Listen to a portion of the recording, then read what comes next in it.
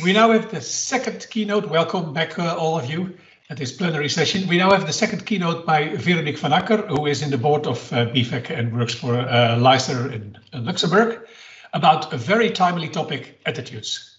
Veronique, the floor is yours. Okay, thank you, Bert. Let me first see to share my screen. So. Yes, this works, but not full screen yet. Yeah. Yeah, perfect. This should work now. Well, first of all, thank you also to Bert for this invitation to give a keynote. I should confess that when you first asked me, I was thinking, but what can I talk about? In which kind of topics people might consider me being an expert? And I was thinking, what kind of type of review requests do I receive for journals?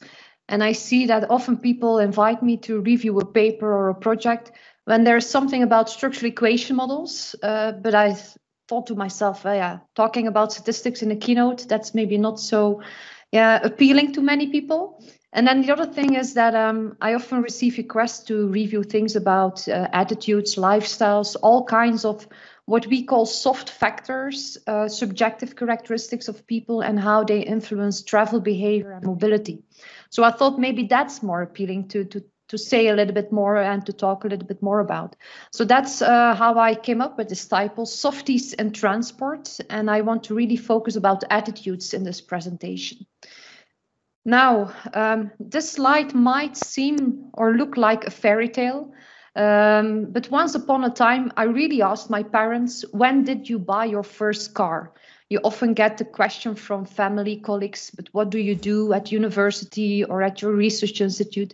And in order to explain them, I thought, well, maybe I should ask them a question back. So I started a discussion with them and asked them, when did you buy your first car? And my father, he was immediately enthusiastic.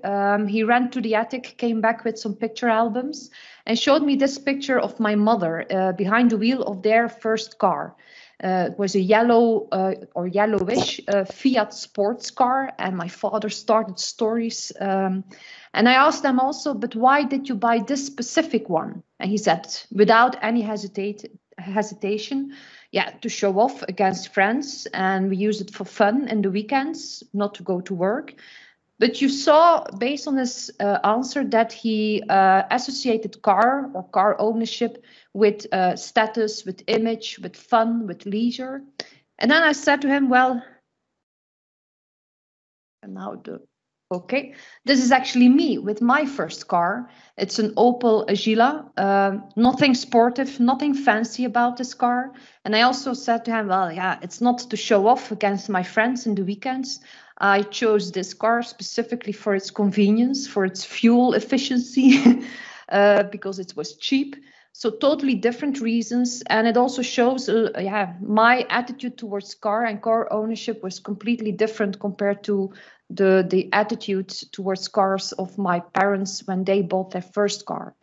And I really like this personal anecdote to start the presentation, because you could also say on the top of the slide, you see two women, middle-aged, sorry for that. I don't consider myself or my mother at that time middle-aged, but I wanted to say middle-class white women. So in terms of objective characteristics, they seem quite comparable, but still they make different choices, different type of cars, different car ownerships. And that can be explained by more subjective factors. So, for example, differences in attitudes. And that's what I want to talk about more today. So attitudes, what are attitudes? It's a concept coming from social psychology. There are many different definitions, but there is one basic aspect. They all refer to attitudes as the evaluative response towards something, towards someone, towards an object that influences eventually your behavior. So the word evaluative, it's an evaluation of something or someone. That's really important. And an attitude, you have because it's an evaluation, you actually have three types of attitudes. It can be positive, can be negative, but can also be neutral. And that's really important to remember when we discuss how attitudes are being used in travel behavior research. Now, It's an evaluation of something or someone, and the type of questions that we then need to ask ourselves should also refer to three components of attitudes. This is known as the ABC model of attitudes. So there is literature theories in social psychology that talk about these three components of attitudes. Attitudes, they have an affective component, which refers to how somebody feels about the object of your attitude. It refers to emotions. And in the context of car ownership, you need then to ask questions to your respondents like, I like this type of car because it gives pleasure and prestige. So that would be a question that my father would totally agree with. Second component of attitude is referring to behavior, so the B in the ABC model. And then you need to ask questions about people's intention to do something with regard to your object of the attitude. In the past, something that people did do in the past or what they intend to do in the future. So going back to our car ownership example, you could ask questions like, I like this type of car because I have previously owned one and I felt comfortable doing or driving the same one, and therefore I bought this one. And then the third component of attitudes refers to cognition. And cognition, that's the beliefs someone has about the object of the attitude. For example, with car ownership, I like this type of cars, this brand of cars, because they have a low fuel consumption. So there you ask people about the facts of your attitude object and what they think about that, about these facts. So three components: affect, behavior, cognition. And it's important that you try to have these different components in your questionnaire when you ask people, or in your interviews when you ask people about the attitudes towards something, towards someone. Now, why it's important to add attitudes to our analysis also in travel behavior, because we think that attitude have an influence on behavior. And there are some theories, especially in social psychology, that make this link between attitudes and behavior. One of the most well-known theories is the theory of planned behavior by Acker. So what their theory is based on explaining behavior. And they say there is an influence of attitude on behavior, but not directly. It's through the intention to behave in a certain way. And this intention is explained by your attitudes towards this behavior, but also the subjective norm, how you think the others think about this type of behavior, and perceived behavioral control. This is people might think they have the control or not about their behavior. The initial analysis that he has done based on this model then noticed that there's sometimes a gap between intention and behavior. Your intention does not always result in the behavior you want to do. And that's because the perceived behavior control also has an influence on this relationship. And then there is also the actual behavioral control. You think you have control, but do you have it also in an objective way? This is something else. And these two characteristics might explain why sometimes intention does not always result in the final behavior.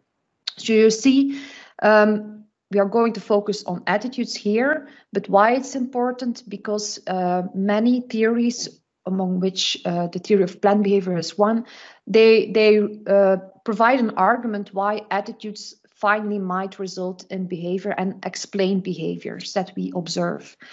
The whole thing is that in our research, we often focus on behavior, travel behavior. So we ask people their modal choice, travel distance, travel time. We track them with GPS, with smartphone data. So we see what they do, but we don't know why they do it always. We can, of course, ask their socioeconomic demographic characteristics. Sometimes that's also easy to observe for us as researcher, but how they think, how they feel about this behavior, for that, the underlying reasons, it's something internal to a person, and that's harder to observe. There we really need to talk to our respondents by interviews or in questionnaires. So that's the underlying motivations for behavior that we observe. Now, attitudes in travel behavior research, it's nothing new. Some basics.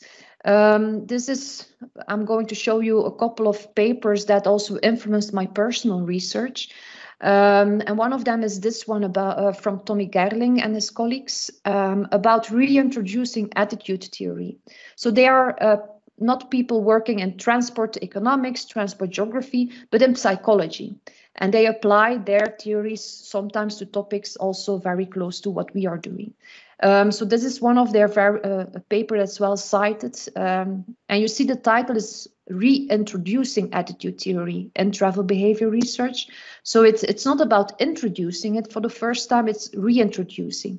In the 70s already, you had many psychologists applying their concepts to topics like transport, travel behavior. But then for a while, we lost the focus on attitudes. And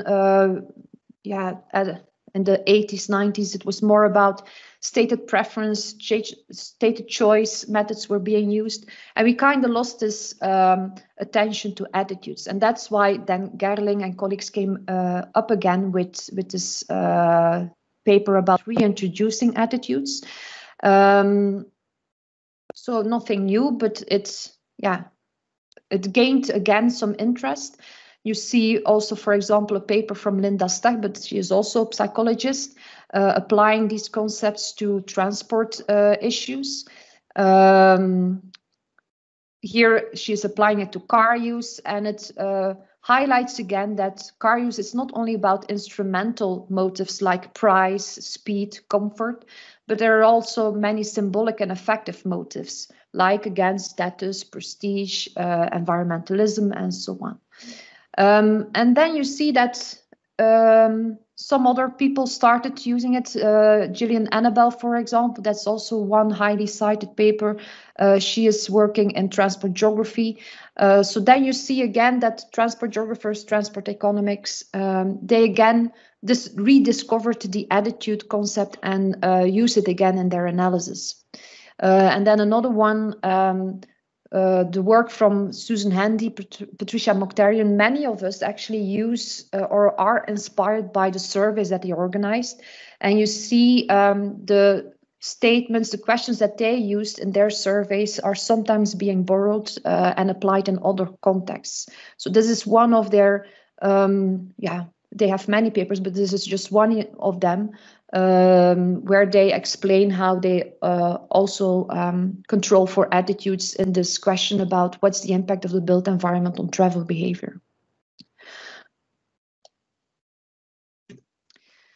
So how do we measure it in travel behavior? And this is just one small part of a bigger table in this paper from Susan Handy and her colleagues. What they usually do, and what is then also copied by others in our field, is that you ask people to reply to a set of statements, statements related to mobility in general, but sometimes also to more specific topics like biking, walking, car use, driving. And often people are asked, indicate to which extent you agree with this set of statements. And one is totally disagree, and then 5 or 7 is totally agree. And then we do a factor analysis because, we sometimes have a very long list of these statements. This is just one part of the table. I think the table is double as long as what is presented here. So we might have maybe 20, 30 statements, so a lot of information, too much to include each statement separately in our analysis. So we want to reduce this first, and that's why we do a factor analysis. But for each different survey, we often find different factor analysis solutions. So sometimes there is some overlap, but sometimes these new factors are labeled totally different. So some remarks here. You see that the statements being used in surveys, sometimes they are a mix of very general statements, like travel time is generally wasted time. I use my trip to, what else? Sometimes it's the only good thing about traveling is arriving at your destination. So this is really about mobility in general. Whereas the other ones, I like riding a bike. Biking can sometimes be easier for me than driving. Traveling by car is safer overall than walking. There it's more specific towards biking, towards car use, towards driving, towards safety. And what has been found in research, if we relate this type of attitudes to behavior, often we find that these specific attitudes have a better results, or we obtain more significant results of these specific attitudes in relation to behavior. And that's not really a surprise because, yeah, if you, for example, want to explain walking behavior, cycling behavior, modal choice, so that's a specific topic. And if you then ask specific attitudes towards walking, driving, of course, you expect a high correlation between these specific attitudes and the specific behavior. But that might also lead to a question of what comes first. Is it attitudes that results in behavior, or is it behavior that results in your attitudes? How does this association works? And what is, you come up in questions about endogeneity. Often we found if we use general attitudes in many analysis, we don't find any significant impact on the specific behavior because they are a little bit too far away from it. So that's one remark. If you design your questionnaires, pay attention to that. If you want to have significant results, a significant influence of attitudes on behavior, if you want to find this in your analysis, one recommendation is to formulate attitudinal statement questions close to your object of the attitude. But then, there is a risk of getting into this difficulty of deciding about what is the cause, what is the consequence, and about endogeneity questions. Another remark is going back to that definition of attitudes. Attitudes, the basic core aspect of that definition is it's referring to this evaluative response.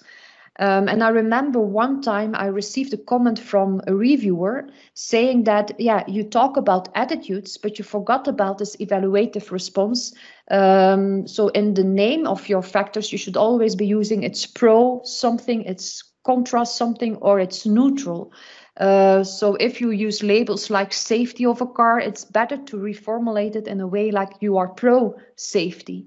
And then you should make sure that these statements really show you that people like traveling by car because it is safer than walking. So that's also something to remind us ourselves. And then the other thing is about these three components. So in an ideal questionnaire, you should make sure that these statements that you are using are covering these three components. So is it about the affective component? Is it about behavior, or is it about cognition?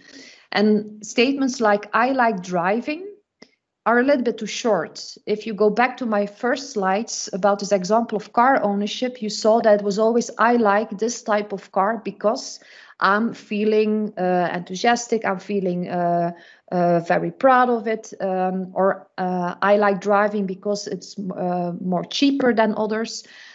So there should be like a reason here behind referring to one of these three components.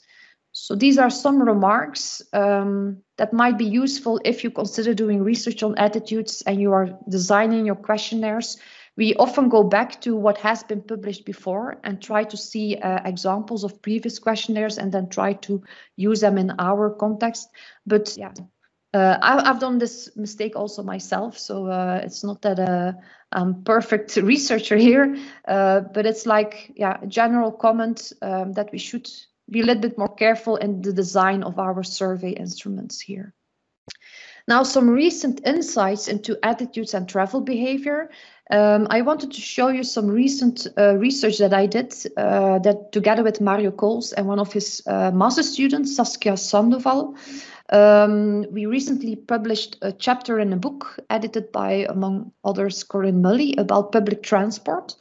And this chapter was specifically also about the soft side of the story. So what did we do? We envisioned public transport use as part of a wider hierarchical choice hierarchy. So this is objective behavior. Public transport might be influenced by your activity behavior, so how complex your activities are, the weekly number of activities we used here. That this might also be influenced by the fact whether you own a vehicle, yes or no, and where you live eventually. Is it an urban residential location or not? And all these 4 aspects, residential location also has, for example, a direct effect on public transport use. So they're also interrelated. So this is what we call an objective hierarchical choice hierarchy.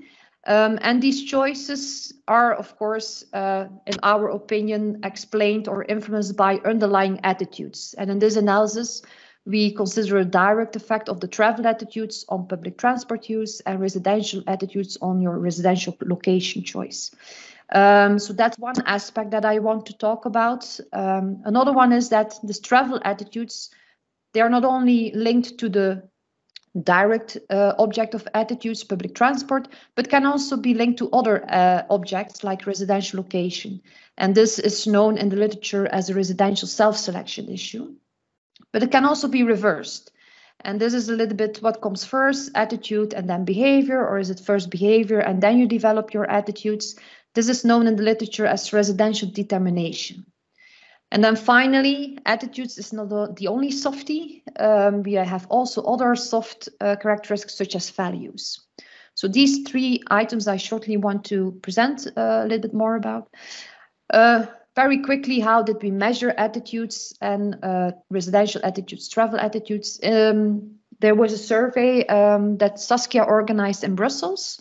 And in that survey, there were some statements again about residential location choice. And she asked people, what do you think it's important when you decide where to live? And again, the same type of methodology. We used factor analysis. We came up with these 4 residential attitudes, and these 4 will be used as variables in our models. Same for travel attitudes, because the analysis was about model choice. So she asked, how many activities do you do per week? How many trips do you do per week? And which modes do you use for these trips? So the final variable was model share. And in this analysis, we only took out the public transport share. And there was a question about when you choose a mode for your trip, what is important to you? So again, here factor analysis, and we came up with 4 factors. You have people for whom privacy and comfort is very important. So they are pro-privacy comfort. The other one's pro-time saving. A third one pro-sustainability. And then the last one pro-weather protection. But we will see that this last one didn't have any influence in our analysis of public transport use. So results, first of all, I want to focus on these direct, indirect effects of attitudes. So in gray, you see our hierarchy of choices. You see that some arrows were not significant, for example, from vehicle ownership to the weekly number of activities. Final variable that we want to explain here is the share of bus, tram, metro trips per week and the percentage of train trips. Now, about attitudes, this is the influence of residential attitudes, but I'm going to focus on travel attitudes. So what we saw that the pro-sustainability, if you are sustainability, you are more likely to have a higher rate of bus, tram and metro trips per week. If you are in favor of privacy and comfort, you are less likely to use bus, tram and metro. And train usage, that goes down if you have a pro-time saving attitude. So that's a direct effect. There's nothing strange about this, and it's also a little bit how it's commonly being used also from social psychology. But it becomes more interesting in recent debates. We had issues about residential self-selection, meaning that it's an issue in the literature on what's the impact of built environment on travel behavior. So here we notice that if people live in an urban residential location, they are less likely to own a car. And if you own less cars, you will also be more likely to use bus and tram and metro. But sometimes, residential self-selection refers to the issue that it's not necessarily the built environment itself that leads to lower public transport use. It's sometimes people that have a high preference to use public transport that self-select them in a neighborhood that allows them to do so. And this is a little bit what we found here. People who are pro-sustainability, they're also more likely to live in an urban residential location. So it's their underlying preference for living in this type of locations that eventually lead or explains why they are using public transport much more than compared to others. So it's a different nuance, and it shows that travel attitudes can also have an indirect effect on their travel behavior. Now, another thing, I don't know what happens here. If you want to know more about this issue of residential self-selection and so indirect effects of travel attitudes on travel behavior, these are some recent papers. So again, the work from Mokhtarian and Handy together with Jason Chow is very important here. So these are two very good review papers. But then recently there's a whole discussion together with Petter Naas, for example, saying, it's a tempest in a teapot. Don't over-exaggerate the problem. So it's an interesting discussion nowadays. Recently, some other people said, it's maybe not attitudes that lead to behavior. It might be that because you live in a certain residential location that you then develop for example, this pro-sustainability attitude.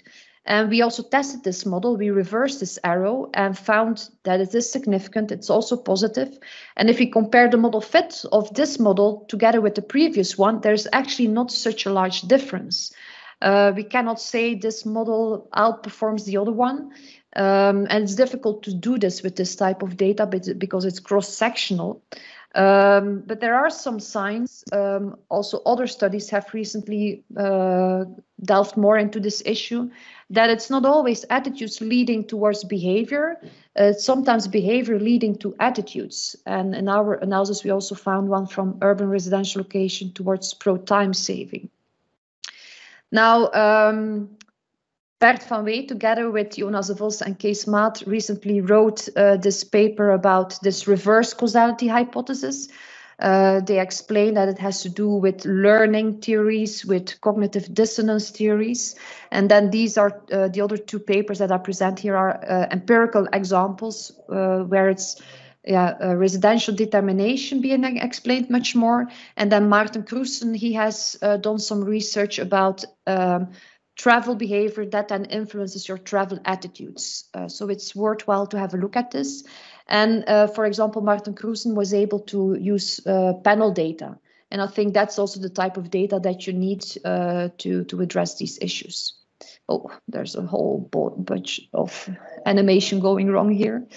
Finally, a third aspect is about other softies. I talked about attitudes, but these attitudes also originate somewhere from. And in social psychology, they often refer to the behavior attitudes value model or value attitudes behavior. And values can also be considered as indicators of people's general lifestyles. So in this survey, Saskia also used one of the standardized validated scales to measure values. She used the scale developed by Schwarz, and that's also being used in the European Social Survey. So it's 21 items that you present to people, and you ask them you present them a different person and you ask them to which extent does this also apply to you. And you can combine these 21 items in a certain way, and it leads to 10 basic values that you will find in every culture. But of course, which values dominate that might be different in each culture. So we also found this in our analysis for Brussels, that there are different values actually linked to these travel attitudes. But sometimes it's a little bit difficult to explain why it has security, has people that value security very highly are less likely to have a pro-sustainability travel attitude. So sometimes it's really difficult to understand these associations. but it gives us a little bit more, even more detailed insights into where do these attitudes come from. And this is a little bit what's the reasoning or the theoretical reasoning explanation behind it. Attitudes refers to how we think, feel with regards to someone or something. But these attitudes, they are not falling down from the sky. They are influenced by your general beliefs, but more importantly, also your values, what you think it's important in your life, how you would like to lead your life might eventually result or explain your attitudes.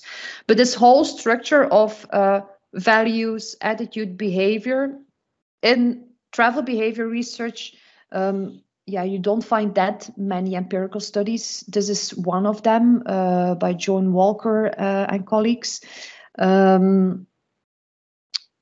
so far, when there is some attention to the softies in travel behavior, we tend to stick at this level of attitudes, but there is a whole system underneath which asks for probably more research.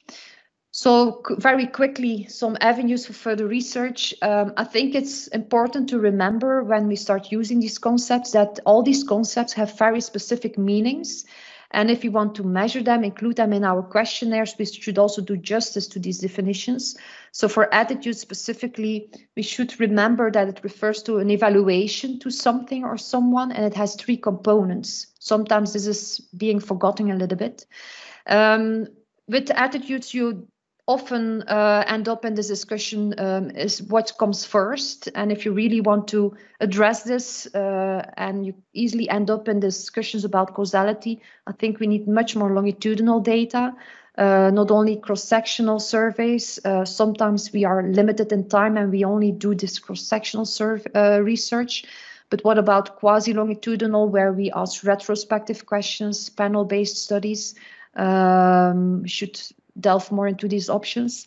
And then, the interplay with other softies, and why should we do this? Sometimes I get this question, why should we put all this effort into this? Because our models, they indeed, the explanatory power increases a little bit, but it's not so much. Why should we do all this effort? Because maybe with income, age, gender, we already know quite a lot. I think, it's a little bit this metaphor. It's a tip of the iceberg is our behavior, all the objective characteristics that you can easily observe. That explains already quite a decent amount of variation in behavior. But still, there is a huge thing under the surface. And these are maybe all our soft factors that gives us an additional better understanding of behavior. And it's going more into the underlying processes that explains why the homogeneous population groups that I presented at the beginning, my mother and me, we look very similar to each other, but we made different choices for some reasons. And it's partly because of these differences in attitudes, values, lifestyles. So thank you for your attention.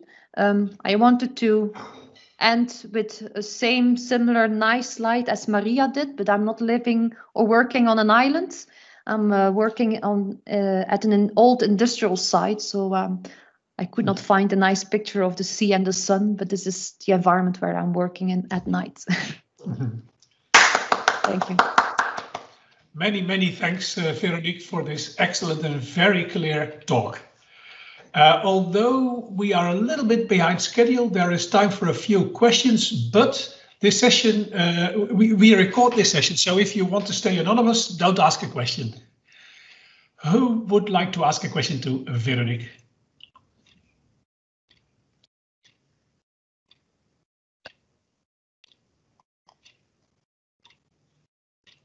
I see Laurent wants to ask a question. Please do so, Laurent. And unmute yourself, that helps. Well, thank you very much for it. Was a really interesting, very clear keynote.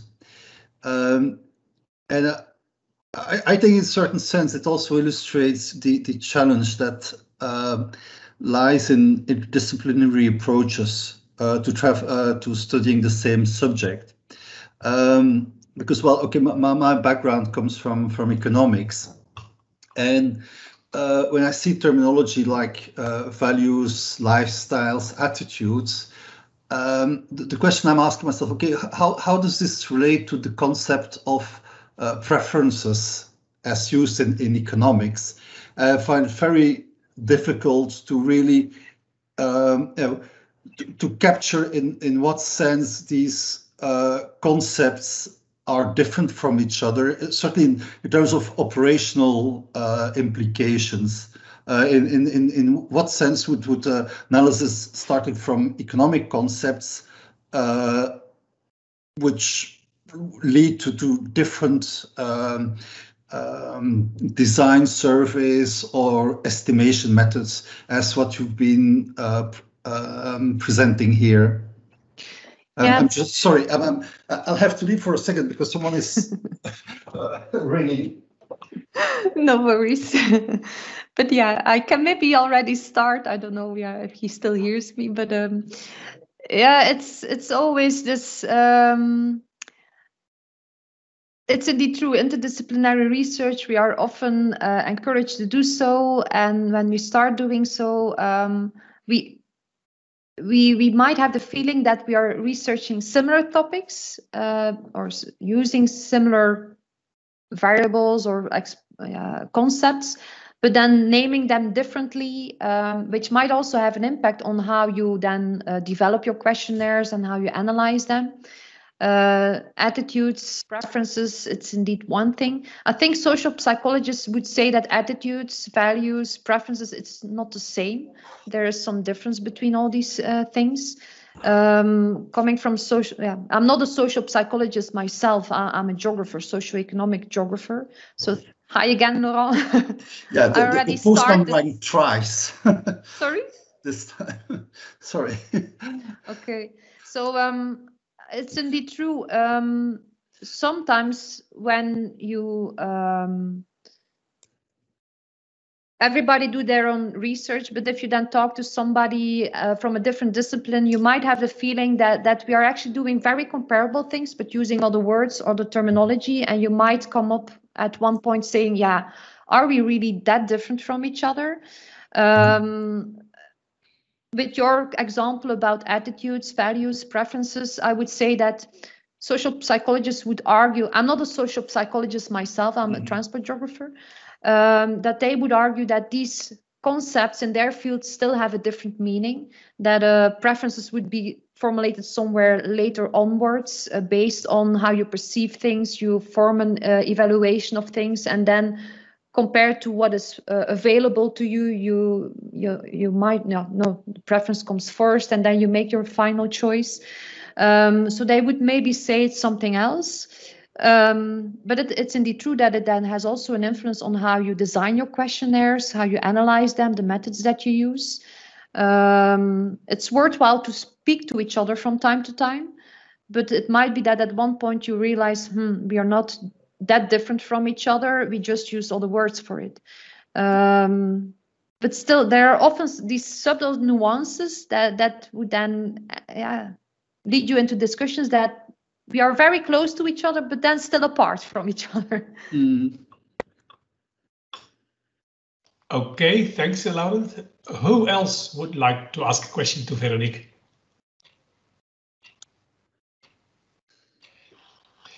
Then at least I have one, Veronique. In your empirical research, you compared the models with and without the reversed causality. I think it was the paper of Maarten Kroesen and Casper Goris who concluded that the impact of behavior and environment on attitudes was stronger than vice versa. Did you also compare both? So what we did for this book chapter, we had one model where we had attitudes, the travel attitudes having an influence on your urban residential location. And then another model where we had it the reverse. We didn't have a model with the two of them in there because it's just a cross-sectional sample, and we think it's really tricky to do this. And you can also run into all kinds of statistical problems there. in our book chapter, we didn't see a big difference in the model fit of the two that we estimated. I know Martin Krusen, they make a stronger case that it's really behavior than influencing your attitudes. And in one of their papers, or he has a couple of papers where they have panel information. And I think they can indeed make a much more stronger case that it's your travel behavior first and that then influences your travel attitudes over time. Okay. Yeah, I'm just going to close the door first because the dog just opened the door. Okay, we'll wait for a second. And then I invite AMA Banger to ask a question. The final question, because we almost have to go to the second plenary session. Sure. Final question, please. I want to make it short. Thank you for the presentation. I have just a small question. I'm Abdul from University of Twente. I'm working on now attitude from transport perspective. My question is that if I ask someone in my questionnaire, if I ask what do you think traveling by walking in the term of safety in your neighborhood, this question could be considered as an attitude, as a affect attitude, or do you have different opinion on that? So what would you suggest to ask? If my questionnaire, I will ask question like, what do you think traveling by walking in your neighborhood in the term of safety? Yeah. Well, you should make sure that you have these three components of walking, so effective cognitive behavior. So in one of my first slides, you had this example of car ownership. And if you go to the three components, it all starts with I like this car because, and then something referring to emotions, something referring to behavior that you did in the past or that you want to do in the future, or something that you know about car ownership. If you would apply this to your example of walking in a specific neighborhood, you could say, I like walking because I feel safe, I feel energetic, I feel I can meet people then, I can observe other people, that's more maybe behavior. I like walking because I also do it in other neighborhoods, that's the behavior part again. Cognition is because it's cheap, it's environmentally friendly. I don't pollute my neighborhood instead of using a car. So it would, I would suggest try to cover these three components. It's not always that easy. It's always sometimes forgotten when we design the questionnaires. And when it's really focused on a specific neighborhood, it makes it even more complicated. If it would be walking in general, that's a totally different question. Yeah, I do agree. Because sometimes I feel my question like measuring the built environment, not measuring the subjective factors like attitude and cognitive. I do agree with you. Thank you very much. Good luck. Okay. Thanks for the questions. And again, thanks, Veronique, for the presentation as well as the answers to the questions.